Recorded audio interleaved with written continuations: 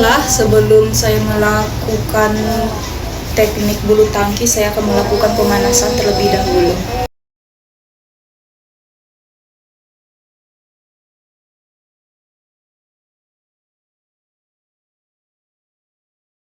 Teman-teman, permainan bulu tangkis merupakan salah satu cabang olahraga.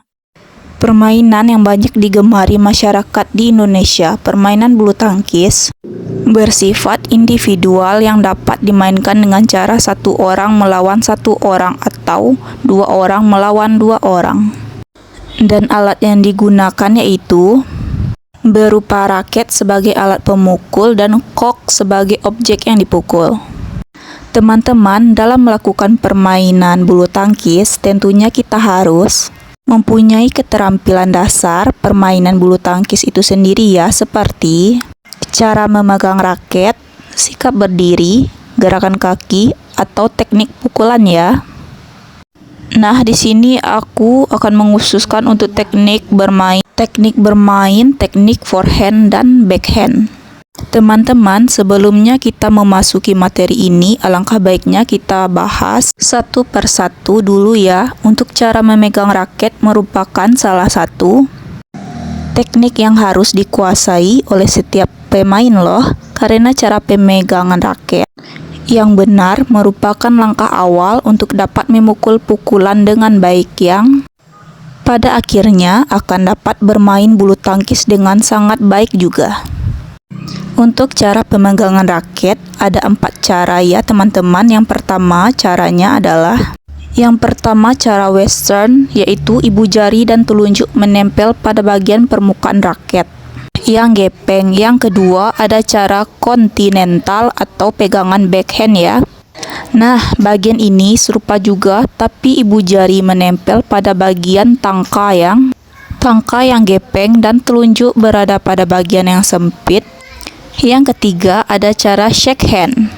Cara ini seperti orang berjabat tangan, teman-teman. Nah, kalau yang keempat ada cara campuran atau kombinasi. Jadi kita bisa mengubah posisi-posisi jari, telunjuk, dan ibu jari disesuaikan dengan arah dan jenis pukulan yang dilakukan. Nah, lalu untuk stand atau sikap berdiri, beberapa bentuk stand yang perlu diketahui dan dikuasai pada dasarnya dapat dibagi menjadi 3 bagian, yaitu stand saat servis, stand saat menerima servis, dan rally atau saat permainan sedang berlangsung. Selanjutnya, teman-teman, gerakan kaki atau footlock adalah gerakan-gerakan langkah kaki untuk menempatkan posisi badan sedemikian rupa sehingga memudahkan dalam melakukan gerakan memukul shutterlock sesuai dengan posisinya. Dan yang terakhir adalah teknik pukulan. Secara garis besar teknik pukulan dibagi menjadi 3 bagian, yaitu pukulan dari bawah, pukulan lurus atas samping, dan pukulan atas. Teman-teman, sudah sampailah pada saatnya saya akan mempraktikkan bagaimana caranya forehand dan backhand ya, teman-teman. Di sini saya akan memberikan penjelasan dulu mengenai pemegangan raket, lalu mencontohkan bagaimana memukul forehand dan satu lagi backhand. Jadi, teman-teman, terlihat jelas ya ketika kita memukul pukulan forehand, kaki kiri kita ada di depan, dan apabila kita memukul backhand, maka kaki kanan yang ada di depan, begitupun kaki kiri pasti ada di belakang ya. Nah, teman-teman, untuk praktek kali ini kita akan mempraktekkan tentang bola voli ya. Ada passing bawah, passing atas, dan smash. Oh iya, seperti biasa teman-teman ya, jangan pernah lupa untuk melakukan pemanasan terlebih dahulu. Oh iya, teman-teman, untuk permainan bola voli merupakan cabang olahraga permainan yang sangat populer di Indonesia, dimainkan oleh 2 grup berlawanan. Masing-masing grup memiliki 6 orang pemain. Adapun teknik dasar dari permainan bola voli yang harus kita pahami yang harus kita pahami teman-teman. Yang pertama, teknik dasar servis bola voli. Yang kedua adalah passing, yang ketiga smash, dan yang keempat blocking. Servis merupakan teknik servis dilakukan dengan cara pemain berdiri pada garis belakang lapangan dengan melemparkan bola ke udara, kemudian bola dipukul melewati net ke arah area lapangan permainan lawan. Untuk servis itu sendiri ada servis bawah, servis atas, servis samping, servis lompat, dan floating servis. Teman-teman, ternyata tujuan dari servis itu yaitu untuk memukul bola melewati net dengan memilih area yang kosong atau mengarah ke pemain yang terlihat lemah agar tidak bisa diterima oleh pemain lawan supaya tim mendapatkan poin. Nah, selanjutnya teman-teman, untuk passing merupakan gerakan mengumpan ke arah lawan sebelum melakukan serangan ke daerah lawan. Untuk passing bawah, satukan kedua lengan, luruskan siku, lalu arahkan bola dengan pantulan dari lengan bawah. Untuk passing atas, posisikan jari-jari tangan membentuk mangkuk, dorong bola ke atas dengan menggunakan ujung jari dan lutut sedikit ditekuk ya.